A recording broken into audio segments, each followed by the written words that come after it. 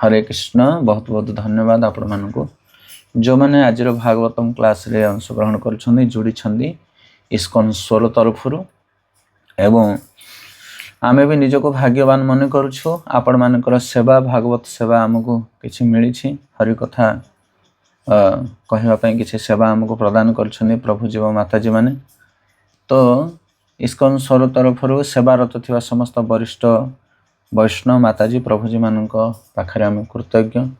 से माने आमको एते सुंदर सेवा प्रदान करुछन्ति शिल प्रभुपाद मिशन ले। तो एप्रति आमर कौन योग्यता नथिले मध्य निजर शुद्धिकरण पाई एवं गुरु महाराज और गुरु परंपरा आसुथिबा समस्त वरिष्ठ वैष्णव मानकर प्रीति विधान पाई आम ये कार्य संपादन करने चेष्टा करुचे निमित्त मात्र भाव। तो एठी आमे श्रीमद् भागवतम प्रथम स्कंदर अष्टादश अध्याय एवं पाठ करुचे। जड़े ब्राह्मण बालक परीक्षित महाराज को अभिशाप प्रदान करथिले। तो परीक्षित महाराज होचंती कली युग आउ द्वापर युगर ठीक मध्यवर्ती राजा। कली युग जेतेबेले आरंभ होची एवं द्वापर युग जेतेबेले शेष हो जाउची सेही समय परीक्षित महाराज राजूति करुथिले जंक्शन समय जोटा। तो परीक्षित महाराजंकर जस्ट पूर्वरु जेतेबेले पांडव माने राजूति करुथिले ए भारत वर्ष को हस्तिनापुर रे राजूति करुथिले। तो सही समय भगवान थिले एवं भगवान जेतेबेले निज धाम को चली जाउछन्ती सेतेबेले कली तार प्रभाव विस्तार करूअछि। तो सेला प्रभुपाद लिखुछन्ती कि भगवान एबे भी अछन्ती। भगवान नित्य शाश्वत कई भली भाव ना तांकर नाम आउ गुण ठारू भगवान होछन्ती अभिन्न। जेमिति भगवान उपस्थित थिबा समय कली कौन प्रकार कार्य संपादन करि पारु नथिला जदिओ कली उपस्थित थिला किंतु भगवान जेतेबेले चली गले कली तार कार्य आरंभ कला। तो से भली भाव एबे भी भगवान अछन्ती कली जुगरे नाम अवतार भगवानकर। जदि आमे भगवानकर दिव्य नाम को उच्चारण करबा सठिक भाव ताहले आमे मध्य कलिर प्रभाव बंची पारिबा। कृष्ण भूलिया जीव भगवांछा करे निकटस्थ माया तारे झपटिया धरे। जेतेबेले आमे कृष्ण को भूलिबा सेतेबेले कलिर माया प्रभाव आम उपर विस्तार करिवु। तेणु शिल प्रभुपाद कहउछन जदि सारा राष्ट्र रे सारा पृथ्वी रे भगवानकर पवित्र नाम कीर्तन करा जाए ताहले ए जो कलिर कलहपूर्ण समाज रो आमे माने बंची पारिबा।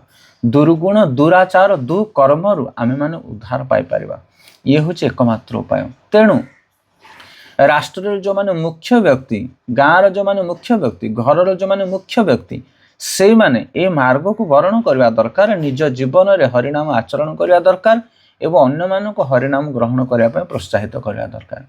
शिल प्रभुपाद उदाहरण दौरान जमिति से समय रेडियो बहुत मात्रा व्यापी थिला से प्रभुपाद रेडियो विषय कहते जमिति आमे रेडियोर ध्वनि तरंग सारा वायुमंडल परिव्याप्त होइछि। तेणु जे जो जगार रेडियो को ऑन कला मात्र के से ध्वनि तरंग को रेडियो कौन करे ग्रहण करे आवाज सृष्टि करे सारा पृथ्वीर चारिआडे वायुमंडल रे जो ध्वनि तरंग भरी रही। तो शिल प्रभुपाद कहते जमिति रेडियोर ध्वनि तरंग चारिआडे भरी रही बेतार जंत्र पाई से भली भाव भगवानकर पवित्र नामर ध्वनि चारिआडे गुंजयमान हवा दरकार। ताहाले ए कली जुगर सबु जगार पवित्रीकरण सृष्टि हो पार बा आमे सत्य जुग को पुनर्बार नहीं आसी पारिबा। दुर्नीति दुराचार को आमे नष्ट कर दे पारिबा।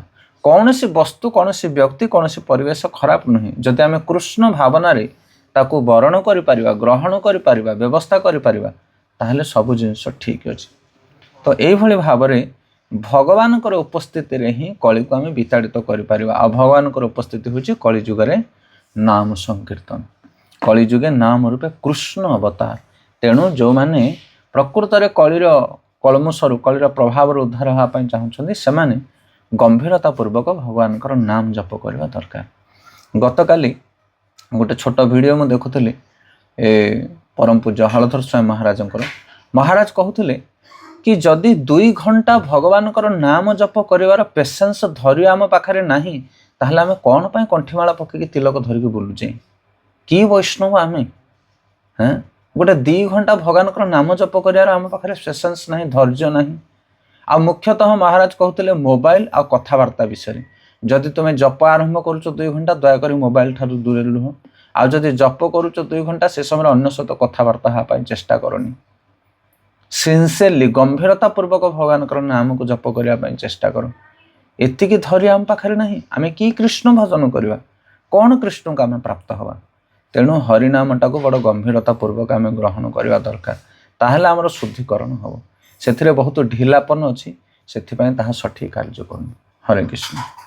नेक्स्ट श्लोक 7 नंबर श्लोक किए पढ़िए तो बहुत सुंदर श्लोक ये श्लोक रे वर्णना करा जायछि कि महाराज परीक्षित होचंदी भ्रमर सदृश्य भ्रमरर कौन गुण से कौन करे ना घंच जंगल भितर जदिओ सेठी बहुत दुर्गंध सुगंध बहु प्रकार वस्तु थाए द्रव्य थाए किंतु भ्रमर कौन करे ना बुली बुली जाई पुष्प उपरे बसे और पुष्प उपर मधु संग्रह करे एटा होची तार स्पेशल गुण आउ तांकर उल्टा भ्रमरर उल्टा होची माछी माछी कौन करे ना अन्य सबु जगार बुली बुली जाए जो नाल नर्दमा थाए से स्थान रे से बसे आउ सेठु दुर्गंध युक्त जिनस ग्रहण करे काक बोली मध्य ग्रहण कराई काक स्नान तो काउ माने कौन करती सब अपवित्र जगह असना जगार जा परिभ्रमण करती एवं हंस माने शीतल जल एवं गभीर जल स्थान में प्रवेशन करती तो परीक्षित महाराज जड़े सारग्राही व्यक्ति थिले वैष्णव थिले से एक कलिजुगर अधर्म परिस्थिति भितर गोटे धार्मिक स्थिति को चिंता कर ग्रहण करते से आम बर्तमान समाज में जेकोसी व्यक्ति को देखुचे जेकोसी परिस्थिति को देखुचे जेकोसी द्रव्य को देखुचे ता पाखे जदि किसी माइनस पॉइंट अच्छी तार प्लस पॉइंट अच्छी जमी पूर्व श्लोक शिल प्रभुपाद उदाहरण देते रेडियो विषय यही जुगे आम मोबाइल विषय उदाहरण दे पारिबा ता भितर अनेक गुड़े भल वस्तु रही खराब जिनस भी रही जमी आपण मैंने किए कौटी अच्छा आम केउठी अच्छु आम मैंने समस्ते जड़ित हो भागवत क्लास सकाल शुणी पारे यही मोबाइल मध्यम आ ये मोबाइल द्वारा अनेक लोक सकाल सकाल निजर मूल्यवान समय को नष्ट करुछंदी खराब वीडियो देखुछंदी बाज्य जिनस देखि तांकर समय अतिबाहित करुछन तो सेथिपई कौन से द्रव्य कौन से वस्तु कौन से परिस्थिति समय खराब नुहे ताकू सठिक भाव में व्यवहार करवा सेथिपई जड़े दक्ष व्यक्ति हवा दरकार जेमिति परीक्षित महाराज थिले तो परीक्षित महाराज जानी थिले जे ए कलिजुगरे जदिओ दुष्प्रभाव रहिबो कलिजुगर किंतु गोटे मूल्यवान जिनस रही हरिनाम आ कलिजुगरे जो माने भगवान नाम को ग्रहण करेंगे से माने बहु घोर तपस्या बहु दान बहु यज्ञर फल को अकस्मात पाई पारिबे बेस्ट फैसिलिटी तो भगवान कौन करिसंती ना ए कलिजुग पई गोटे सुंदर सुविधा देइछन्ती सेही सुविधाटा को परीक्षित महाराज देखिथिले आ सेथि पई से कलि उपरे क्रोध प्रकाश न करी ताकू कौनसी प्रकार दंड न देई कलिजुग को रहा पई आश्रय देइथिले एवं ताकू उपयुक्त स्थान देइथिले तुम्हें यही स्थान रे केवल रुह तो से प्रभुपाद लिखुं पर्पट रे कि कलिजुगरे गोटे मूल्यवान कथा हूँ कलिजुगरे जदि गोटे लोक पाप कर्म करिवो ताहले ताको फल मिलिवो जदि जने कलिजुगरे पाप कर्म करिवो ताहले पाप कर्मर फल मिलिवो किंतु जदि पुण्य कर्म विषय चिंता करिवो ताहले पुण्य कर्मर फल मिलिवो ये मोर इंपोर्टेंट पॉइंट ए श्लोकर पाप कर्म कले पाप कर्मर फल मिलिवो किंतु पुण्य कर्म कले पुण्य कर्म विषय चिंता कले पुण्य कर्मर फल मिल माने भावନ୍ତୁ आपण माने से कह कृष्ण चेतना मार्ग जदि कृष्ण को आपण चिंता करुछनी ताहले आपण कृष्ण को पाइजिबे कृष्ण भावनामृत मन रे जदि कृष्ण को आपण भाबुछंदी सबले ताहले आपण कृष्ण को पाइजिबे कृष्ण को पूजा न करंदु कृष्ण को ध्यान न करंदु केवल मन रे भाबिबा सेटा बहुत बड़ जिंस किंतु अन्य जुग मानक पाप कर्म विषय चिंता कले मध्य तार फल मिलुथिला एवं पुण्य कर्म विषय चिंता कले नहीं पुण्य कर्म कले फल मिलुथिला किंतु कलि जुगरे उल्टी जाइछि कलि जुगरे आपण पाप कर्म विषय चिंता कले कौनसी फल मिलिबो नाही पाप कर्म कले तार दंड मिलिबो किंतु पुण्य कर्म विषय चिंता कले मात्र के आपण को पुण्य कर्मर फल मिल जाऊ ये होछि सुविधा तो एई भली भाव रे जो सुविधा अच्छी कलिजुगरे भगवान पवित्र नाम अच्छी जदि आप नाम टिके नहीं जिवे ताले दान धर्म पुण्य तपस्या सबूर फल मिल जाए बहुत बड़ बड़ यज्ञ करी जो फल मिलूला बहुत दीर्घ दिन तपस्या करी जो फल मिलूला कलिजुगरे भगवान नाम ग्रहण कले आपन को सही फल मिल जाए से परीक्षित महाराज ये कलिजुग को आश्रय देते ये जो लाभ जिनसटा को देखी से सारग्राही भारग्राही नुह ତ ଏଇଭଳି ଭାବରେ ଏଠି କହୁଛନ୍ତି ଶେଷରେ ଶିଳ ପ୍ରଭୁପାଦ ଲେଖୁଛନ୍ତି ଯଦି ଜଣେ ଶ୍ରୀମଦ ଭାଗବତମ ପ୍ରାରମ୍ଭରୁ କୁହାଯାଇଛି ଯେପରି ଜଣେ ଭାଗବତମ ପାଠ ଦ୍ୱାରା ଭଗବାନ ସ୍ୱୟଂ ହୃଦୟ କୁଞ୍ଜରେ ଆସି ବନ୍ଦୀ ହେଇଯାଆନ୍ତି। ହୃଦୟ ଅବରୁଦ୍ଧତେ ହୃଦୟ ଅବରୁଦ୍ଧତେ ମାନେ ଭଗବାନ ଆସିକି ହୃଦୟରେ ଅବରୁଦ୍ଧ ହେଇଯାଆନ୍ତି। ଭାଗବତମ 2 ନମ୍ବର ଶ୍ଲୋକରେ ବର୍ଣ୍ଣନା କରାଯାଇଛି। ଏହା ହେଉଛି କଳିଯୁଗର କେତେକ ଲାଭ ବା ଗୁଣ। ମହାରାଜ ପରୀକ୍ଷିତ ଏସବୁ ଲାଭ ଉଠାଇଲେ ଏବଂ ତାଙ୍କର ବୈଷ୍ଣବ ସୁଲଭ ଗୁଣରେ କଳି ପ୍ରତି କୌଣସି ଦ୍ୱେଷ ଭାବ ପୋଷଣ କଲେ ନାହିଁ। ତ ଜଣେ ବୈଷ୍ଣବର ଗୁଣ ହେଉଛି ଏହା, ସେ ପ୍ରତ୍ୟେକ ବ୍ୟକ୍ତିକୁ ଭଲ ପାଇବା ଦରକାର। ସୁହୃଦ ସର୍ବଭୂତାନାମ ଯେମିତି ଭଗବାନ, ସେମିତି ବୈଷ୍ଣବ ସେ ବସୁଧୈବ କୁଟୁମ୍ବକମ୍ ଜଗତର ସମସ୍ତଙ୍କୁ ନିଜର କୁଟୁମ୍ବ ବୋଲି ଭାବିବା ଦରକାର। ଆପଣମାନେ ଶୁଣିଥିବେ ଏଇ ଭାଗବତମ ପ୍ରଥମ ସ୍କନ୍ଧରେ ଯେତେବେଳେ ଭଗବାନ କୃଷ୍ଣ ଦ୍ୱାରକାକୁ ଯାଉଛନ୍ତି, ସେତେବେଳେ ଦ୍ୱାରକାପୁରୀର ଯେଉଁ ବେଶ୍ୟାମାନେ ବାରଙ୍ଗନାମାନେ ମଧ୍ୟ ଆସିକି ଭଗବାନ କୃଷ୍ଣଙ୍କୁ ସ୍ୱାଗତ ଜଣାଉଛନ୍ତି। ଆପଣ କହିବେ ବେଶ୍ୟାମାନେ ତାଙ୍କର ତ ରୋଲ ଅଲଗା, ତାଙ୍କର କାର୍ଯ୍ୟ ଅଲଗା, ସେମାନେ ତ କଳୁଷିତ ସମାଜ, ସେମାନେ ଭଗବାନଙ୍କ ସହିତ କ'ଣ ତାଙ୍କର ରିଲେସନ୍? ତାଙ୍କର ବି ସମାଜରେ ଆବଶ୍ୟକ ରହିଛି। ସେଇଟା ଆପଣ ଯଦି ପଢ଼ିବେ ସେଇ ଶ୍ଲୋକ ସବୁ ତାହେଲେ ବୁଝିପାରିବେ ପ୍ରଭୁପାଦ ଲେଖିଛନ୍ତି ସେମାନଙ୍କର କ'ଣ ଆବଶ୍ୟକ ରହିଛି ବେଶ୍ୟାମାନଙ୍କର। ତ ସେଥିପାଇଁ ଭଗବାନ କୃଷ୍ଣଙ୍କ ସହିତ ମଧ୍ୟ ସେମାନଙ୍କର ସୁସମ୍ପର୍କ ଥିଲା। ସେମାନେ ଭଗବାନଙ୍କୁ ଅଭିବାଦନ ଜଣାଇବା ପାଇଁ ଆସିଥିଲେ। କିନ୍ତୁ ଦ୍ୱାରକାରେ ମଧ୍ୟ ବେଶ୍ୟାମାନେ ଯଦିଓ ଥିଲେ ତାଙ୍କ ପାଇଁ ଅଲଗା ବ୍ୟବସ୍ଥା ରଖାଯାଇଥିଲା, ଉପଯୁକ୍ତ ସ୍ଥାନରେ ସେମାନେ ଥିଲେ, ତାଙ୍କ ପାଇଁ ନିୟମ ଥିଲା। କିନ୍ତୁ ଆଜିକାଲି କଳିଯୁଗରେ କୌଣସି ନୀତି ନିୟମ ନାହିଁ, ଅବୈଧ ଭାବରେ ସବୁକିଛି ଚାଲିଛି। ସେଥିପାଇଁ ପ୍ରଭୁପାଦ ଏତେ ଲେଖୁଛନ୍ତି ଯେ କଳିଯୁଗରେ ଏତେ ଦୁର୍ଗୁଣ ଥାଇ ମଧ୍ୟ ପରୀକ୍ଷିତ ମହାରାଜ ତାକୁ ଉପଯୁକ୍ତ ସ୍ଥାନ ଦେଇଥିଲେ ଏବଂ କଳିଯୁଗର ଲାଭଟାକୁ ସେ ସମସ୍ତଙ୍କୁ ପ୍ରଦାନ କରିଥିଲେ, ଯେମିତି ତା ଦ୍ୱାରା ଅନ୍ୟ କୌଣସି ପ୍ରକାର ଅସୁବିଧା ନ ହଉ। ଯେମିତି ଉଦାହରଣ ସ୍ୱରୂପ ଆମେ ଗୋଟେ ଛୋଟ ଉଦାହରଣ ଦେବା। ଯଦି ଆପଣଙ୍କ ଘରେ ଗୋଟେ ଡଷ୍ଟବିନ୍ ନ ରଖିବେ ତାହେଲେ ଘର ସାରା ଅଳିଆ ହେଇଯିବ। କିନ୍ତୁ ଯଦି ଘରେ ଗୋଟିଏ ଡଷ୍ଟବିନ୍ ଗୋଟେ କୋଣରେ ରଖିବେ ତାହେଲେ ସବୁ ଘର ନିର୍ମଳ ହେବ, କାରଣ ସବୁ ଅଳିଆ ଯାକ ନେଇକି ଆପଣ ଡଷ୍ଟବିନ୍ରେ ପକାଇଦେବେ। ଠିକ୍ ସେଇଭଳି ଭାବରେ ଯେଉଁ କଳୁଷିତ ପରିବେଶ, କଳୁଷିତ ସ୍ଥିତି, କଳୁଷିତ ସ୍ଥାନ ରାଜ୍ୟରେ, ଦେଶରେ, ଗାଁରେ, ଘରେ ରହିବା ଦରକାର, ତାହେଲେ ଯାଇକି ଅନ୍ୟ ସବୁ ଜାଗାକୁ ଆମେ ପରିମାର୍ଜିତ କରିପାରିବା। ଏ ଛୋଟ ଉଦାହରଣରେ ଆପଣମାନେ ବୁଝିପାରୁଥିବେ। ତ ଏଇଭଳି ଭାବରେ ପରୀକ୍ଷିତ ମହାରାଜ ବଡ଼ ବୁଦ୍ଧିମାନର ସହିତ, ସାରଗ୍ରାହୀ ସହିତ ଏ କଳିଯୁଗକୁ ଉପଯୁକ୍ତ ସ୍ଥାନ ଦେଇ ଅନ୍ୟ ସମସ୍ତଙ୍କୁ ବେଷ୍ଟ ଫ୍ୟାସିଲିଟି, ଯେଉଁ ସୁନ୍ଦର ସୁବିଧା, କଳିର ସୁବିଧା ପ୍ରଦାନ କରିଥିଲେ। ଶ୍ଲୋକ ନମ୍ବର 8 କିଏ ପାଠ କରିବେ? ତ ଏଠି ସୁତ ଗୋସ୍ୱାମୀ ସନକାଦି ଋଷିମୁନିମାନଙ୍କୁ କହୁଛନ୍ତି ଯେ ମହାରାଜ ପରୀକ୍ଷିତ ଭାବିଲେ ଯେଉଁମାନେ ଅଳ୍ପ ବୁଦ୍ଧିଆ, କଳିଯୁଗରେ ଅତ୍ୟନ୍ତ ଶକ୍ତିଶାଳୀ ବୋଲି ନିଜକୁ ସେମାନେ ଭାବିବେ, କିନ୍ତୁ ଯେଉଁମାନେ ଆତ୍ମସଂଯମୀ, ବୁଦ୍ଧିମାନ, ବୈଷ୍ଣବ, ସେମାନେ କଳିକି ଭୟ କରିବେ ନାହିଁ। ଯେମିତି କହୁଛନ୍ତି ପରୀକ୍ଷିତ ମହାରାଜ ବ୍ୟାଘ୍ର ସଦୃଶ ଶକ୍ତିଶାଳୀ ଥିଲେ, ଆଉ ସେଇଥିପାଇଁ ଏ ଯେଉଁ ମୂର୍ଖ ଆଳସ୍ୟ ପରାୟଣ ବ୍ୟକ୍ତିମାନଙ୍କ ପାଇଁ ସୁନ୍ଦର ବ୍ୟବସ୍ଥା ସେ କରିଥିଲେ, ସେମାନଙ୍କର ଉଦ୍ଧାର ହେବାର ଉପାୟ କରିଥିଲେ। ଭାବାର୍ଥରେ ପ୍ରଭୁପାଦ ଲେଖୁଛନ୍ତି ଯେ ଜଣେ ଭକ୍ତ ସବୁବେଳେ ବୁଦ୍ଧିମାନ ଥାଏ। ବୁଦ୍ଧିମାନ ନହେଲେ ଜଣେ ଭକ୍ତି କରିପାରିବ ନାହିଁ, ବା ଭକ୍ତି ଆଚରଣ କଲେ ଭଗବାନ ତାକୁ ବୁଦ୍ଧି ଦେବେ। ଦଦାମି ବୁଦ୍ଧି ଯୋଗତମ୍ ଯେନ ମାମ ଉପଜାନ୍ତି ତେ। ଯେଉଁମାନେ ମୋର ଭଜନ କରନ୍ତି ମୁଁ ତାଙ୍କୁ ବୁଦ୍ଧି ଦିଏ, ଆଉ ସେ ବୁଦ୍ଧି ଦ୍ୱାରା ସେମାନେ ମୋତେ ପ୍ରାପ୍ତ ହେଇପାରନ୍ତି। ଏବେ ଯେମିତି ଆଗକୁ ଆସୁଛି ରାମନବମୀ। ରାମନବମୀରେ ବିଭୀଷଣ ହେଉଛନ୍ତି ଜଣେ ଭିନ୍ନତମ ବ୍ୟକ୍ତିତ୍ୱ, ସେ ଜଣେ ପରମ ବୈଷ୍ଣବ। ବିଭୀଷଣ କ'ଣ କରେ ନା ତାଙ୍କର ଘର ଦ୍ୱାର ଚାରିଆଡ଼େ ରାମ ରାମ ଲେଖିଥାଏ। ହନୁମାନ ରାବଣ ଯାଇକି ପହଞ୍ଚିଲେ, ରାବଣ ପଚାରିଲେ, କହିଲେ ବିଭୀଷଣ ଇଏ କ'ଣ ଘର ସାରା ରାମ ରାମ ଲେଖିଛୁ? ରାମ ହେଉଛି ମୋର ଶତ୍ରୁର ନାଁ ଲେଖିଛୁ? ବିଭୀଷଣ କହିଲେ ଦେଖନ୍ତୁ ଭାଇ, ଇଏ ରାମ ନାମ ଯେଉଁ ଲେଖା ହେଇଛି ରାମ ନୁହଁ, ଏଥିରେ ରା ଅର୍ଥ ହେଉଛି ରାବଣ, ମ ଅର୍ଥ ମନ୍ଦୋଦରୀ। ରାବଣ ମନ୍ଦୋଦରୀ, ରାବଣ ମନ୍ଦୋଦରୀ, ରାବଣ ମନ୍ଦୋଦରୀ ସବୁ ସର୍ଟ ଫର୍ମରେ ମୁଁ ଲେଖିଦେଇଛି ଆପଣଙ୍କର ନାଁ। ଆପଣଙ୍କୁ ମୁଁ ଭଲ ପାଏ, ଆପଣ ହେଉଛନ୍ତି ମୋ ପାଇଁ ଦେବୀ ଦେବତା। ଏ କଥା ଶୁଣି ରାବଣ ଖୁସି ହେଇଗଲେ, କହିଲେ ଯାହା ମୋ ଭାଇ ଭଳି ଭାଇ ନାହିଁ। ତ ବିଭୀଷଣ ସେଠି ନିଜର ବୁଦ୍ଧି ଲଗେଇ ତାଙ୍କର ଭକ୍ତିକୁ ସୁରକ୍ଷା ଦେଲେ। ସେଥିପାଇଁ କଳିଯୁଗରେ ଭକ୍ତି କରିବା ପାଇଁ ହେଲେ ଘରେ, ପରିବାରରେ, ଦେଶରେ, ସାହିରେ, ସବୁ ଜାଗାରେ ବିଭିନ୍ନ ପ୍ରକାର ସମସ୍ୟା ଆସେ, ଆଉ ଆପଣ ସେ ସମସ୍ୟାକୁ ସୁଧାରି ପାରିବେ ନାହିଁ କଦାପି, କାରଣ କଳିର ସ୍ୱଭାବ ହେଉଛି ଏଇଟା। କିନ୍ତୁ ଆମେ ବୁଦ୍ଧିମାନ ହେବା ଯେଭଳି ଭାବରେ ଏ ଦୂଷିତ ପରିବେଶରେ ମଧ୍ୟ ଆମେ ଆମର ଭକ୍ତିକୁ ସୁନ୍ଦର ଭାବରେ କରିପାରିବା। ସେଥିପାଇଁ ବହୁତ ବୁଦ୍ଧି ଦରକାର। ଆଉ ପରୀକ୍ଷିତ ମହାରାଜ ଜଣେ ବୁଦ୍ଧି ଥିଲେ, ଆଉ ତା ସହିତ ସେ ଥିଲେ ସିଂହ ଭଳି। ସେ ସମସ୍ତ ଅଯୋଗ୍ୟ ବ୍ୟକ୍ତିମାନଙ୍କୁ ଯୋଗ୍ୟ ବନେଇବାର ସୁବ୍ୟବସ୍ଥା କରିଥିଲେ।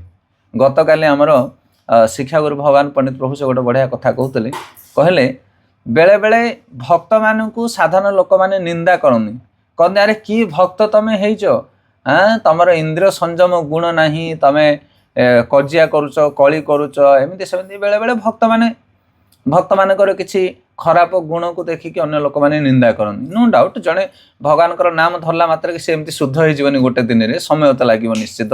ପୂର୍ବର ଦୁର୍ଗୁଣ ଯାକ ବେଳେବେଳେ ପ୍ରତିଭାତ ହୁଏ, ସେଥିପାଇଁ ଲୋକମାନେ ନିନ୍ଦା କରନ୍ତି। କିନ୍ତୁ ପ୍ରଭୁଜୀ କହୁଥିଲେ, କହିଲେ ଆମର ଜଣେ ମହାରାଜ କହନ୍ତି ଦେଖ ଆମ ପାଖରେ ସିନା ଗୁଣ ନାହିଁ, ଆମେ କୁକୁର ଭଳିଆ, କିନ୍ତୁ ଆମର ଲିଡର ହେଉଛି ସିଂହ। ସେଇ ସିଂହ ପଛରେ ଆମେ ଧାଇଁଛୁ କୁକୁର ମାନେ, ସେଥିପାଇଁ କୁକୁର ଯଦି ସିଂହ ପଛରେ ଧାଇଁଛି ତାହେଲେ ତାକୁ କିଛି ବିପଦ ଆସିବନି, କାରଣ ସିଂହ ଅଛି ଆମ ଆଗରେ, ଆମ ଲିଡର ହେଉଛି ସିଂହ। କିନ୍ତୁ ତୁମେ ମାନେ ସିନା ସିଂହ ଭଳିଆ ହେଇଛ, କିନ୍ତୁ ତମ ଲିଡର ବା କୁକୁର, ସେଥିପାଇଁ ତମର ଗତିଟା ନିଶ୍ଚୟ ଗତି ହେଇଯିବ। ବିଚାର କରନ୍ତୁ ଆପଣମାନେ। ତ ସେଠି ମହାରାଜ କହୁଛନ୍ତି କି ଆମେ ଅଯୋଗ୍ୟ, ନୋ ଡାଉଟ୍, କିନ୍ତୁ ଆମର ଲିଡର, ଆମ କାଉନସିଲର, ଆମର ଗୁରୁ ସେମାନେ ହେଉଛନ୍ତି ଯୋଗ୍ୟ, ସେଥିପାଇଁ ଆମେ ଅଯୋଗ୍ୟ ହେଲେ ମଧ୍ୟ ଆମେ ଉଦ୍ଧାର ହେଇଯିବୁ। କିନ୍ତୁ ତମେ ଯେତେ ଯୋଗ୍ୟ ହେଲେ କ'ଣ ହବ, ତମର ଲିଡର, ତମର କାଉନସିଲର, ତମର ରାଜା ସେମାନେ ପରା ଅଯୋଗ୍ୟ, ଇନ୍ଦ୍ରିୟ ତୃପ୍ତିରେ ସେମାନେ ପରିବ୍ୟାପ୍ତ। ତ ସେଭଳି ଲୋକମାନଙ୍କ ପଛରେ ଧାଇଁକି ତମେ ଯୋଗ୍ୟ ବ୍ୟକ୍ତିମାନେ ମଧ୍ୟ ନଷ୍ଟ ହେଇଯିବ। ଯେମିତି ଦୁର୍ଯ୍ୟୋଧନ ପଛରେ ଧାଇଁ ଧାଇଁକିରି ଭୀଷ୍ମ ଆଉ ଦ୍ରୋଣାଚାର୍ଯ୍ୟ ଭଳି ବଡ଼ ବଡ଼ ଧାର୍ମିକ ଲୋକମାନେ ନଷ୍ଟ ହେଇଗଲେ, କିନ୍ତୁ ଯୁଧିଷ୍ଠିର ମହାରାଜଙ୍କ ପଛରେ ଧାଇଁ ଧାଇଁ ବହୁତ ଅଯୋଗ୍ୟ ବ୍ୟକ୍ତିମାନେ ମଧ୍ୟ ଉଦ୍ଧାର ହେଇଗଲେ। ରାମଚନ୍ଦ୍ରଙ୍କ ପଛରେ ଧାଇଁ ଧାଇଁକିରି ବାନର ସେନାମାନେ ମଧ୍ୟ ଉଦ୍ଧାର ହେଇଗଲେ। କ'ଣ ଏକ୍ସେଲେଣ୍ଟ ଏକ୍ଜାମ୍ପଲ। ସେଇଥିପାଇଁ ଏଇ ଯେଉଁ ପରୀକ୍ଷିତ ମହାରାଜ ଥିଲେ ଜଣେ ସିଂହ ଭଳି ଯୋଗ୍ୟବାନ ବ୍ୟକ୍ତି, ଆଉ ସେଇଥିପାଇଁ ତାଙ୍କ ଶରଣରେ, ତାଙ୍କ ରାଜ୍ୟରେ କଳିର ପ୍ରଭାବରେ ପ୍ରଭାବିତ ଥିବା ବ୍ୟକ୍ତିମାନେ ମଧ୍ୟ ଉଦ୍ଧାର ପାଇଗଲେ, ସେଭଳି ଜଣେ ପୁଣ୍ୟବନ୍ତ ରାଜାଙ୍କୁ ପାଇ। ସେଥିପାଇଁ ଆମେ ସବୁବେଳେ ଭାଗ୍ୟବାନ ମନେ କରିବା ଦରକାର କି ଆମ ପାଖରେ ପରମ୍ପରାରେ ଗୁରୁ ଅଛନ୍ତି, କାଉନସିଲର ଅଛନ୍ତି, ପ୍ରାମାଣିକ ଶାସ୍ତ୍ର ଅଛି। ସେଥିପାଇଁ ଆମକୁ ଡର ନାହିଁ। ଆମେ ଯେତେ ଅଯୋଗ୍ୟ ହେଲେ ମଧ୍ୟ ଯଦି ଆମେ ସେମାନଙ୍କ ଚରଣକୁ ଧରିଥିବା, ତାଙ୍କ କନେକ୍ସନରେ ରହିଥିବା, ତାଙ୍କ ଛତ୍ର ଛାୟା ତଳେ ରହିଥିବା, ତାହେଲେ ଆମେ ନିଶ୍ଚିତ ଭାବରେ ଉଦ୍ଧାର ହେଇଯିବା। ତ ଇଏ ହେଉଛି ପରୀକ୍ଷିତ ମହାରାଜଙ୍କର ରାଜତ୍ୱର ଲାଭ। ଧନ୍ୟବାଦ। ନେକ୍ସଟ ଶ୍ଲୋକ ନମ୍ବର 9। ତ এই ଶ୍ଲୋକରେ ସୁତ ଗୋସ୍ୱାମୀ କହୁଛନ୍ତି ସୌନକାଦି ଋଷିମାନଙ୍କୁ, ହେ ମହର୍ଷିଗଣ, ହେ ସୌନକାଦି ଋଷିମୁନି ମାନେ, ଆପଣମାନେ ମୋତେ ପଚାରିଥିଲେ ପରମ ଧାର୍ମିକ ପରୀକ୍ଷିତ ମହାରାଜଙ୍କ ବିଷୟରେ କୁହନ୍ତୁ। ଆପଣଙ୍କର ତ ଅନଲାଇନ୍ କ୍ଲାସ୍ ବହୁତ ଆଗକୁ ଗଲାଣି। ଆମେ ବର୍ତ୍ତମାନ ଅଛୁ ଦ୍ୱାଦଶ ଅଧ୍ୟାୟରେ, ଭାଗବତମ ପ୍ରଥମ ସ୍କନ୍ଧ ଦ୍ୱାଦଶ ଅଧ୍ୟାୟ। ସେଠି ପରୀକ୍ଷିତ ମହାରାଜଙ୍କର ଜନ୍ମ ପ୍ରସଙ୍ଗ, ସେଠି ପୁନର୍ବାର ପ୍ରଶ୍ନ ପଚାରୁଛନ୍ତି। ଆଉ ଥରେ ସୌନକାଦି ଋଷିମୁନି ମାନେ ସୁତ ଗୋସ୍ୱାମୀଙ୍କୁ ପ୍ରଶ୍ନ ପଚାରୁଛନ୍ତି କି ଆପଣ ପରୀକ୍ଷିତ ମହାରାଜଙ୍କ ଜନ୍ମ ବିଷୟରେ ଆମକୁ କୁହନ୍ତୁ। ପରୀକ୍ଷିତ ମହାରାଜ କିଭଳି ଭାବରେ ସୁକଦେବ ଗୋସ୍ୱାମୀଙ୍କଠାରୁ ଭାଗବତମ ଶ୍ରବଣ କଲେ ସେ ପ୍ରସଙ୍ଗ ଆମକୁ କୁହନ୍ତୁ। ଜଣେ ଭକ୍ତଙ୍କର ପ୍ରସଙ୍ଗ ଶୁଣିବା ପାଇଁ କାହିଁକି ଆଦର ପାଏ? ବେଳେବେଳେ ଭଗବାନଙ୍କର ପ୍ରସଙ୍ଗ ଠାରୁ ଭକ୍ତ ପ୍ରସଙ୍ଗ ଆହୁରି ରୋଚ୍ୟ, ଆନନ୍ଦଦାୟକ ହୁଏ। କ'ଣ ପାଇଁ? କାରଣ ଭକ୍ତମାନଙ୍କ ପ୍ରସଙ୍ଗରେ ଭଗବାନ ହୀରା ଭଳି ଜାଜୁଲ୍ୟମାନ ହୁଅନ୍ତି। ଯେଉଁଠି ଭକ୍ତମାନଙ୍କର ଆଲୋଚନା କରାଯାଏ ସେଠି ଭକ୍ତିର ପ୍ରାଧାନ୍ୟତା ବୃଦ୍ଧି ପାଏ। ଯେଉଁଠି ଭକ୍ତମାନଙ୍କର ଆଲୋଚନା କରାଯାଏ, ଭକ୍ତମାନଙ୍କର ଲୀଳା ପାଠ କରାଯାଏ, ସେଠି ଭଗବାନଙ୍କୁ ଶ୍ରେଷ୍ଠ ଭାବରେ ଆମେ ପାଉ। ଆଉ ଭଗବାନଙ୍କର ଲୀଳା ଯେଉଁଠି ପାଠ କରାଯାଏ ସେଠି ଭକ୍ତମାନଙ୍କର ମଧ୍ୟ ଗୁଣଗାନ କରାଯାଏ, ଭକ୍ତମାନଙ୍କର ମଧ୍ୟ ପ୍ରାଧାନ୍ୟତା ବୃଦ୍ଧି ପାଏ। ସେଇଥିପାଇଁ ଭକ୍ତମାନଙ୍କ ବିଷୟରେ ଶୁଣିଲେ ଭଗବାନଙ୍କ ବିଷୟରେ ଶୁଣିବ, ଆଉ ଭଗବାନଙ୍କ ବିଷୟରେ ଶୁଣିଲେ ଭକ୍ତମାନଙ୍କ ବିଷୟରେ ଶୁଣିବ। ଏ ଭକ୍ତ ଆଉ ଭଗବାନଙ୍କ ବିଷୟରେ ଯେଉଁ ଲୀଳା, ତାକୁ ଦିବ୍ୟ ଲୀଳା ବୋଲି କୁହାଯାଏ। ଆଉ ସେ ଲୀଳା ଶ୍ରବଣ କଲେ ଜଣେ ଦିବ୍ୟ ସ୍ତରକୁ ଉପନୀତ ହୁଏ। ସେଇଥିପାଇଁ ଏ ମହାନ ମହାନ ଋଷିମୁନି ମାନେ 18,000 ଋଷିମୁନି ମାନେ, 88,000 ଋଷିମୁନି ମାନେ ପରୀକ୍ଷିତ ମହାରାଜଙ୍କ ବିଷୟରେ ଶୁଣିବା ପାଇଁ ଇଚ୍ଛା କଲେ। କାହିଁକି? କାରଣ ପରୀକ୍ଷିତ ମହାରାଜ ଜଣେ ସାଧାରଣ ରାଜା ନଥିଲେ। ସାଧାରଣ ନ୍ୟୁଜ୍ ଶୁଣିବା ପାଇଁ ସେ ଇଚ୍ଛା କରୁନଥିଲେ। ସେ ନ୍ୟୁଜ୍ ଭିତରେ, ସେ ସମ୍ବାଦ ଭିତରେ ଭଗବାନଙ୍କର ଦିବ୍ୟ ଲୀଳା ଲୁଚି ରହିଥିଲା, ଯାହା ଜଗତକୁ ପବିତ୍ର କରିବ। ସେଇଥିପାଇଁ ସେମାନେ ପରୀକ୍ଷିତ ମହାରାଜଙ୍କ ବିଷୟରେ ଶୁଣୁଥିଲେ। କିନ୍ତୁ ଆଜିକାଲି ଆମେ ଯେଉଁ ନ୍ୟୁଜ୍ ଶୁଣୁଛେ ସେଥିରେ କ'ଣ ଅଛି? କିଏ ଗୋଟେ କହିବ ଆରେ ଆକ୍ସିଡେଣ୍ଟ ହେଇଗଲା, କହିଲୁ ଆକ୍ସିଡେଣ୍ଟ କେମିତି ହେଲା, କ'ଣ ହେଲା, କେତେ ଜଣ ଥିଲେ, କିଏ ମରିଗଲା, କୁଆଡ଼ୁ ଆସୁଥିଲା, କ'ଣ ହେଲା, କ'ଣ ଏତେ ଡିଟେଲ ଯିବା କ'ଣ ଦରକାର ପଡ଼ୁଛି? ଆଜିକାଲି ପଲିଟିକ୍ସ ଭିତରେ ବିଷୟରେ, କ୍ରିକେଟ ବିଷୟରେ, ଦୁନିଆ ପ୍ରକାର ଆକ୍ସିଡେଣ୍ଟ ବିଷୟରେ, ଏସବୁ ବିଷୟରେ ବିଭିନ୍ନ ପ୍ରକାର ଚର୍ଚ୍ଚା ଚାଲିଛି। ଆଉ ଲୋକ ତାକୁ ମନ ଧ୍ୟାନ ଦେଇ ଘଣ୍ଟା ଘଣ୍ଟା ଶୁଣୁଛନ୍ତି, କ'ଣ ମିଳିବ ସେଥିରୁ? ମନା ନାହିଁ, ସେସବୁ ଜିନିଷ ବି ଦରକାର, କିନ୍ତୁ ତାର ସ୍ତର ଅଛି, ତାର ଲେବୁଲ ଅଛି। ଯଦି ଜଣେ କ୍ରିକେଟ ବିଷୟରେ ଶୁଣିବା ପାଇଁ ଚାହୁଁଛି ତାହେଲେ ସେ ଜଣେ କ୍ରିକେଟ ପ୍ଲେୟାର ହେଇଥିବା ଦରକାର, କ୍ରିକେଟରେ ତାର ସମୟ ଅତିବାହିତ ହେଉଥିବା ଦରକାର, ତାହେଲେ ସେଇମାନେ କ୍ରିକେଟ ନ୍ୟୁଜ ଶୁଣିଲେ ତାଙ୍କୁ ଲାଭ ହେବ। କିନ୍ତୁ ଯେଉଁମାନେ ପୋଲିସ ବାଲା, ଅଫିସର୍ସ, ପଲିଟିସିଆନ, ତମେ ମାନେ କ୍ରିକେଟ ନ୍ୟୁଜ ବିଷୟରେ ଶୁଣି କ'ଣ କରିବ? କ'ଣ କରିବ? ବିଚାର କରୁନ। ତମେ ଘଣ୍ଟା ଘଣ୍ଟା ସମୟ ଅତିବାହିତ କରି ନିଜର ମୂଲ୍ୟବାନ ସମୟ, ଡ୍ୟୁଟି, ରେସ୍ପନ୍ସିବଲ ଦାୟିତ୍ୱ, କର୍ତ୍ତବ୍ୟକୁ ଅବହେଳା କରି ଯେଉଁ ଘଣ୍ଟା ଘଣ୍ଟା ଧରିକି ତୁମେ ମାନେ କ୍ରିକେଟ ଦେଖୁଛ, ସେଥିରେ କ'ଣ ମୂଲ୍ୟ ମିଳୁଛି? କ'ଣ ଜଗତର ମଙ୍ଗଳ ହେଇପାରିବ ସେଥିରେ? ଆମେ ନିନ୍ଦା କରୁନେ କ୍ରିକେଟକୁ, ଆମେ ନିନ୍ଦା କରୁନେ ପଲିଟିସିଆନ ମାନଙ୍କୁ, ତାଙ୍କର ପଲିଟିକ୍ସ କଥାକୁ ଆମେ ନିନ୍ଦା କରୁନେ, ସେଟା ବି ସମାଜରେ ଦରକାର, କିନ୍ତୁ ତାହାର ଗୋଟେ ସ୍ତର ଅଛି, ତାହାର ଗୋଟେ ଲିମିଟ ଅଛି। କିନ୍ତୁ କୃଷ୍ଣ କଥା ସେଇଟାର ଲିମିଟ କିଛି ନାହିଁ, ସେଟା ସମସ୍ତେ ଶୁଣିବା ଦରକାର, ସମସ୍ତଙ୍କ ପାଇଁ ମଙ୍ଗଳଦାୟକ ହେଉଛି କୃଷ୍ଣ କଥା। ଦେଖନ୍ତୁ, ଏ ହେଉଛି ଅପର୍ଯ୍ୟାପ୍ତ, ସେ ହେଉଛି ପର୍ଯ୍ୟାପ୍ତ, ତାର ବିଧି ରହିଛି, ଆର ବିଧି କିଛି ନାହିଁ। ଖାଇତେ ଶୋଇତେ ଯିଏ ଯେକୌଣସି ସ୍ଥାନରେ, ଉଚ୍ଚ ଲୋକ ହଉ, ନିଚ ଲୋକ ହଉ, ବର୍ଣ୍ଣ, ଆଶ୍ରମ, ଧର୍ମ, ନୀତି କିଛି ନାହିଁ, ସମସ୍ତେ ହରି କଥା ଶୁଣିବା ଦରକାର, କାରଣ ଏ ଜଗତକୁ ମଙ୍ଗଳ କରିବ, ଏଥିରେ ଦିବ୍ୟତା ଭରି ରହିଛି। କିନ୍ତୁ କୃଷ୍ଣ କଥାକୁ ଛାଡ଼ି ଅନ୍ୟ ଯେତେ ପ୍ରକାର କଥା ଅଛି ତାର ଲିମିଟ ରହିଛି, ତାର ସ୍ତର ରହିଛି, ତାର ଉପଯୁକ୍ତ ସମୟ ରହିଛି, ଉପଯୁକ୍ତ ବ୍ୟକ୍ତି ରହିଛି। ସମସ୍ତେ ସବୁ କଥା ଶୁଣିବା କଥା ନୁହେଁ। ଏବେ ଫିଲ୍ମ ଆସିଛି, କିଏ ୟଙ୍ଗ ଲୋକମାନେ କିମ୍ବା ମ୍ୟାରେଜ ପର୍ସନ ମାନେ ଫିଲ୍ମ କିମ୍ବା ତାଙ୍କର ଏଣ୍ଟରଟେନମେଣ୍ଟ ପାଇଁ ଟିକେ ଦେଖିପାରନ୍ତି, କିନ୍ତୁ ନାବାଳକ ଯେଉଁମାନେ ଛୋଟ ପିଲା ସେମାନେ ଫିଲ୍ମ ଦେଖିଲେ କ'ଣ ଲାଭ ପାଇବେ ସେଠାରୁ? ୟଙ୍ଗ ବଏସ୍ ଗାର୍ଲ ଯେଉଁମାନେ ପଢ଼ା କ୍ୟାରିୟର ଅଛନ୍ତି ସେମାନେ ଫିଲ୍ମ ଦେଖିବା କ'ଣ ଦରକାର ପଡ଼ୁଛି? ବିଚାର କରୁନ ଆପଣମାନେ। ଯେମିତି ଆମେ ଟିକେ ପୂର୍ବରୁ କହୁଥିଲେ, ଦ୍ୱାରକାରେ ବେଶ୍ୟାମାନେ ବି ଥିଲେ, କିନ୍ତୁ ତାଙ୍କର ସ୍ତର ଥିଲା, ତାଙ୍କର ଜାଗା ଥିଲା, କିନ୍ତୁ ଆଜିକାଲି ସବୁ ଜାଗାରେ ପରିବ୍ୟାପ୍ତ, ସେମିତି ନୁହେଁ। କିନ୍ତୁ କୃଷ୍ଣ କଥା ଆଉ ବୈଷ୍ଣବମାନଙ୍କର କଥା ସେଟା ହେଉଛି ଦିବ୍ୟ, ତାକୁ ସମସ୍ତେ ସବୁ ଜାଗାରେ ଶ୍ରବଣ କରିବା ଆବଶ୍ୟକ। ସେଇଥିପାଇଁ 88,000 ଋଷିମୁନି ମାନେ ଏକତ୍ରିତ ଭାବରେ এই ପରୀକ୍ଷିତ ମହାରାଜଙ୍କର କଥା ଶୁଣିବା ପାଇଁ ଲାଳାୟିତ ଥିଲେ, କାରଣ ତାଙ୍କ କଥା ଥିଲା ଦିବ୍ୟ କଥା, ଭଗବାନଙ୍କର ଲୀଳା ସମ୍ମାନିତ କଥା ଥିଲା ପରୀକ୍ଷିତ ମହାରାଜଙ୍କ କଥାରେ। ବହୁତ ବହୁତ ଧନ୍ୟବାଦ। ଶ୍ଲୋକ ନମ୍ବର 10 କିଏ ପାଠ କରିବେ? ଜୀବନରେ ପରିପୂର୍ଣ୍ଣତା ଅର୍ଥ କ'ଣ? ପରିପୂର୍ଣ୍ଣତା ଅର୍ଥ ହେଉଛି ସନ୍ତୁଷ୍ଟି ଜୀବନ, ଫୁଲ ସାଟିସ୍ଫାଏ। କିଏ ଅଛନ୍ତି ଜୀବନରେ? କୌଣସି ବ୍ୟକ୍ତି ସମାଜରେ ନାହାନ୍ତି ଯିଏ କହିପାରିବ କି ମୁଁ ପୂର୍ଣ୍ଣ ସନ୍ତୁଷ୍ଟ, ମୋର କିଛି ଅସୁବିଧା ନାହିଁ। ଭକ୍ତମାନଙ୍କ ଜୀବନରେ ମଧ୍ୟ ଆମେ ବହୁତ କମ୍ପ୍ଲେନ୍ ଶୁଣୁ ସବୁବେଳେ, ଆମ ସ୍ୱାମୀ ଏମିତି, ମୋ ସ୍ତ୍ରୀ ଏମିତି, ମୋ ପୁଅ ଏମିତି, ଆମ ଘର ଏମିତି, ଆମ ସାହି ଏମିତି, ସବୁ ଜାଗା ଅନକମ୍ଫର୍ଟ ଆମ ପାଇଁ, କାରଣ ଆମେ ଏଠାର ଲୋକ ନୁହଁ। ଆମ ଶରୀର ଖରାପ, ଆମର ଇତ୍ୟାଦି ଇତ୍ୟାଦି ଇତ୍ୟାଦି। ପ୍ରଭୁଜୀଙ୍କର ଏଠି କାଲି ସେ କହୁଥିଲେ ମେଡ଼ିକାଲ ଇସ୍ୟୁ କିଛି ଥିଲା ବୋଲି। ତ ଦେଖନ୍ତୁ, ସବୁବେଳେ ଆମେ ଗୋଟେ ଅପ୍ରୀତିକର ପରିସ୍ଥିତି ଦେଇକି ଗତି କରୁଛେ, କାରଣ এই ଜଗତଟା ହେଉଛି ଦୁଃଖାଳୟ, ଏଠି ଚତୁଃପାର୍ଶ୍ୱରୁ ଦୁଃଖ ମିଳିବ। କିନ୍ତୁ ଯଦି ତୁମ ଜୀବନକୁ ତମେ ପରିପୂର୍ଣ୍ଣ କରିବା ପାଇଁ ଚେଷ୍ଟା କରୁଛ, ସବୁ ଦୁଃଖକୁ ସୁଖରେ ପରିବର୍ତ୍ତନ କରିବା ପାଇଁ ଚେଷ୍ଟା କରୁଛ, ବିପଦ ତସ୍ୟ ସମ୍ପଦ ଯସ୍ମରେ ପୁଣ୍ଡରୀକାକ୍ଷ, ଯେ ଭଗବାନ ପୁଣ୍ଡରୀକାକ୍ଷଙ୍କୁ ସ୍ମରଣ କରନ୍ତି ବିପଦ ତାର ସମ୍ପଦ ହେଇଯାଏ, ଯୋଉଟା ପ୍ରତିକୂଳ ଥାଏ ସେଟା ଅନୁକୂଳ ହେଇଯାଏ, ସେଇ କଥା ଏଠି କହୁଛନ୍ତି। ସେଥିପାଇଁ ଜୀବନକୁ ପରିପୂର୍ଣ୍ଣତା କରିବା ପାଇଁ ହେଲେ ଆମେ ଆତ୍ମସମର୍ପଣ ପୂର୍ବକ ଭଗବାନଙ୍କର କ୍ରିୟାକଳାପକୁ ଶ୍ରବଣ କରିବାକୁ ପଡ଼ିବ। କାଲି କିଏ ଜଣେ ବନ୍ଧୁ ଆମର ପଠେଇଥିଲେ ମୋ ପାଖକୁ ଗୋଟେ ଛୋଟ ସୁନ୍ଦର ଭିଡ଼ିଓ, ସେଠିରେ ପରମ ପୂଜ୍ୟ ଗୌର ଗୋବିନ୍ଦ ସ୍ୱାମୀ ମହାରାଜ ସେ କହୁଛନ୍ତି ଜୀବନରେ ସବୁ ପ୍ରକାର ଭୟ ଚାଲିଯିବ, ଅଶୋକ ଅଭୟ ଅମୃତ ଆଧାର। ତା ବିଷୟରେ ମହାରାଜ ଲେଖୁଛନ୍ତି ଅଶୋକ ମାନେ ଶୋକ ଚାଲିଯିବ ଯଦି ଜଣେ ପୂର୍ଣ୍ଣ ଭାବରେ ଭଗବାନଙ୍କ ଚରଣରେ ସମର୍ପିତ ହୁଏ, ପୂର୍ଣ୍ଣ ଭାବରେ। ସେଥିପାଇଁ ଆମେମାନେ କ'ଣ କରୁଛେ ନା, ଦି ଗୋଡ଼ରେ ନା ଦେଲା ଭଳିଆ, ଦି ନାଁରେ ଗୋଡ଼ ଦେଲା ଭଳିଆ ଆମର ଅବସ୍ଥା। ଆମେ ଇଆଡ଼େ ଭକ୍ତି ବି ଟିକେ କରୁଛେ, ସିଆଡ଼େ ସଂସାର ପ୍ରତି ବି ଲାଳାୟିତ ଅଛେ। ଧନ ବି ଦରକାର, ଜ୍ଞାନ ବି ଦରକାର। ସେଥିପାଇଁ ବେଳେବେଳେ କ'ଣ ହୁଏ, ଧନର ପାଲ ଯେତେବେଳେ ଭାରି ହେଇଯାଏ ସେତେବେଳେ ଜ୍ଞାନକୁ ଛାଡ଼ି ଆମେ ଧନ ପଛରେ ଧାଇଁ ଯାଉ। କିଛି କିଛି ଭକ୍ତମାନେ ଦୋକାନ ଦେଇଥାନ୍ତି, ସେ ଦୋକାନରେ ତାଙ୍କର ଅଣ୍ଡା ବେପାର ନ କଲେ ବେପାର ଚାଲିବନି। ତ କାଉନ୍ସିଲର କହୁଥିବ, ଆରେ ଅଣ୍ଡା କ'ଣ ବେପାର କରୁଛୁ, ଦେଖ ପ୍ରଭୁ ଅଣ୍ଡା ଯଦି ବନ୍ଦ କରିଦେଇ ତାହେଲେ ଦୋକାନ ବନ୍ଦ ହେଇଯିବ, ମୋର ଘର ଚାଲିବ କେମିତି ମୋର? ଆରେ ତୁମ ଘର ଭଗବାନ ଚଲାଉଛନ୍ତି, ତୁମେ ଭକ୍ତି କର, ତମ ଘର କ'ଣ ଅଣ୍ଡା ଚଲେଇବ ନା କ'ଣ? ସେଥିପାଇଁ ବେପାର ବିଜନେସ୍ କରୁଛେ ଆମେ, ଅଣ୍ଡା ବନ୍ଦ କର, ବାକି ସବୁ ଆଇଟମ୍ ଅଛି, ଲୋକ ଆସିବେନି। କିଏ କହିଲେ ଆସିବେନି?